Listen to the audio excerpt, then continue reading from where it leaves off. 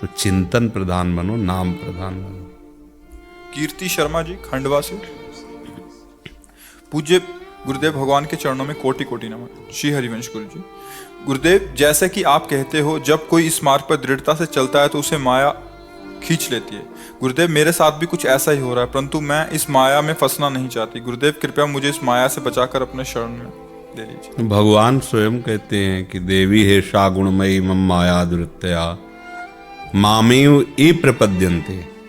बस ये शब्द ध्यान, अगर कोई माया से मुक्त हो सकता है तो मेरे चरणों का आश्रय लेकर, मामेव ए प्रपद्यन्ते माया में ताम तरन्ति ते।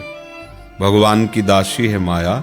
जब आप भगवान के चरणों का आश्रय लेंगे तो ऐसा नहीं कि विघ्न नहीं आएंगे, आएंगे, पर वो आपको परास्त नहीं कर पाएंगे। भगवान का आश्रय लेने का मतलब है मन मना भो मद भक्तो माद्याजी माम नमस्कुरु। भगवान में मन को लगाओ, भगवान की आराधना करो, प्रभु की सेवा करो, बस अपने मन को उनमें लगाए रखो तो माया का प्रभाव किस पे पड़ेगा? तन भगवान की सेवा में, मन भगवान के चिंतन में, बार बार उनका सुमिरन कर रहे हैं, प्रणाम कर रहे हैं, आरती पूजा कर रहे हैं, उन्हीं के चिंतन में। जगत में जो हमारे सामने आता है वो मेरे भगवान का स्वरूप। अब माया कहाँ रही? कहाँ माया है? अगर प्रभु से बिलग हमारा भाव रहेगा तो फिर माया ही माया है। क्या कहना चाहते हैं? जो परिवारजन प्रतिरोध करते थे वो अनुकूल होते जा रहे हैं। देखो, उसकी वजह से फिर मैं परिवार का अनुकूल होना या प्रतिकूल होना कोई खास बात नहीं, ध्यान रखना। नहीं, सत्संग नहीं हो पाता। पूरा संसार हमारे अनुकूल हो जाए, मेरा मन मेरे प्रतिकूल हो तो क्या लाभ? पूरा संसार हमारे को प्यार करता है पर मेरा मन मेरे कहने के अनुसार नहीं चलता है तो डिप्रेशन में पहुंच जाएगा आदमी। और हमारा मन हमारा मित्र बन गया, हमारे अनुसार चल रहा है तो पूरा संसार गाली दे तो कोई फर्क नहीं पड़ेगा। हमें अपनी भक्ति के सपोर्ट के लिए किसी के सपोर्ट की आवश्यकता नहीं है। और जो बाहर सपोर्ट रखते हैं वो भक्तिमान नहीं बन सकते। क्यों? वो सपोर्ट हटा लिया तुम गिर जाओगे। अब ये हमसे प्रसन्न, हम कैसे भक्ति करें? हमें सबका प्यार मिल रहा था, तुम भक्ति कर रहे थे और सबका प्यार टूट गया तो आज शरीर स्वस्थ है, कल कैंसर हो सकता है, कल हाथ पैर टूट सकते हैं, कल आंखें फूट सकती हैं। हम सपोर्ट नहीं लेंगे किसी का, अपने आप से अपने प्रभु को पुकारेंगे। हम किसी वस्तु का, किसी व्यक्ति का, किसी का आश्रय नहीं लेंगे, एकमात्र प्रभु का आश्रय लेंगे।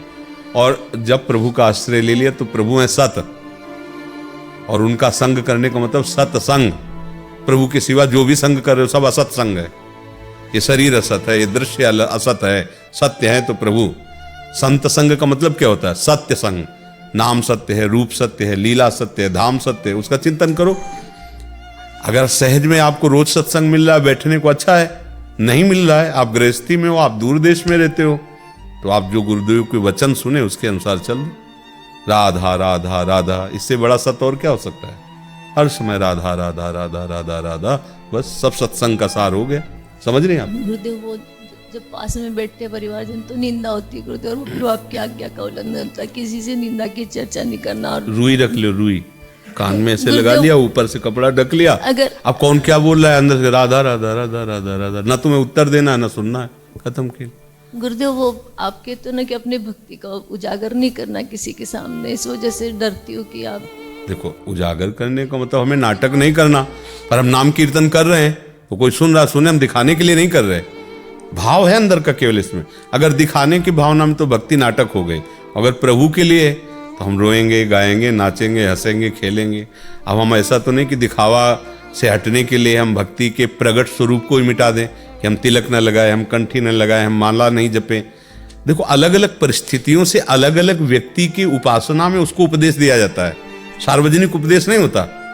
जैसे कोई ऐसा व्यक्ति, उसकी बहुत विषमता परिवार में, तो हम ऐसा भी कह सकते तुम तिलक मत लगाओ, तुम कंठी भी मत बांधो, झगड़ा मत करो, नाम जपो। अब ये सबके लिए सिद्धांत थोड़ी हो गया। अब उसके सामने ऐसी परिस्थिति है, अब वो स्त्री शरीर में, पति परिवार सब उसके खिलाफ, और वो ये चाहती कि मेरा जीवन व्यर्थ ना जाए, तो तुम मत बांधो कंठी, मत आओ वृंदावन, कोई ऐसा बाहरी दिखावा मत करो। अंदर से राधा राधा राधा राधा राधा, तुम्हारी भगवत प्राप्ति भी दृढ़ हो जाएगी और परिवार भी अनुकूल रहेगा। अब ये सिद्धांत थोड़ी है कि भाई प्रवचन में गुरुजी ने कहा कंठी नहीं बांधनी, तिलक नहीं लगाना, वृंदावन नहीं आना, ये सिद्धांत नहीं।